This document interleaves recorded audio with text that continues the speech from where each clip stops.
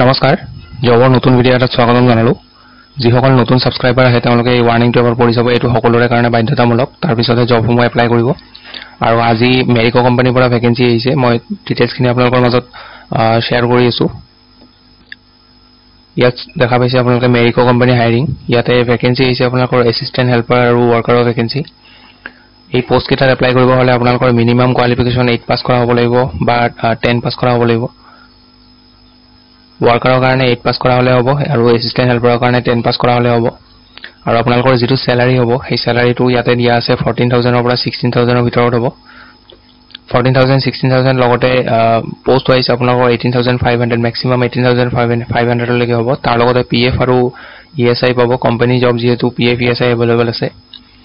ইয়াতে duty time আপোনালোকৰ দুটা শিফট হ'ব 8 আৱাৰ্স কৰিব পাৰে আৰু 12 আৱাৰ্সও কৰিব পাৰে আৰু যেটো আপোনালোকৰ এজ লিমিট হয় হেতু মিনিমাম আপোনালোকৰ 18 ইয়াৰ্স হ'ব লাগিব কোম্পানী জব যেহেতু 18 হ'ব লাগিব আৰু ম্যাক্সিমাম আপোনালোকে 45 ইয়াৰ্স লৈকে এপ্লাই কৰিব পাৰে আৰু এইকিটা বস্তুত আপোনালোকৰ যেতিয়া জয়নিং হ'ব তেতিয়া জয়নিং হোৱাৰ পিছত আপোনালোকৰ training will be provided in first month প্ৰথম মাহত আপোনালোকক ট্ৰেইনিং দিয়া হ'ব আৰু ইয়াতে কোনো ধৰণৰ ইন্টাৰভিউ দিব নালাগে ইয়াত জয়েন কৰিবৰ কাৰণে আপোনালোকৰ কোনো ইন্টাৰভিউ নলয় আপোনালোকৰ ডাইৰেক্ট জয়নিং হৈ যাব আপোনালোকে খালি নিজৰ ডকুমেন্টছ খিনি লৈ কিনে অফিসত গৈ কিনে জমা দিব লাগিব তাৰ পিছত আপোনালোকৰ জয়নিং হৈ যাব আৰু ডকুমেন্টছ কি লাগিব ইয়াতে দিয়া আছে আধাৰ কাৰ্ড লাগিব পান কাৰ্ড লাগিব বেংক একাউন্ট ডিটেইলছ লাগিব আৰু 2 ফটোজ লাগিব 2 কপি পাসপোৰ্ট সাইজ ফটো লাগিব যদি ইন্টাৰেস্টেড হয়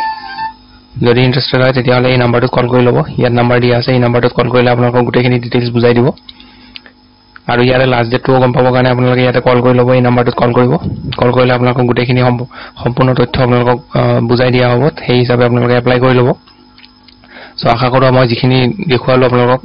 বুজি পালে সো এইখিনি আছিল ভিডিঅটো দেখাবলগীয়া সো লগ পাম পুনৰ এটা নতুন ভিডিঅত আজিলৈ ধন্যবাদ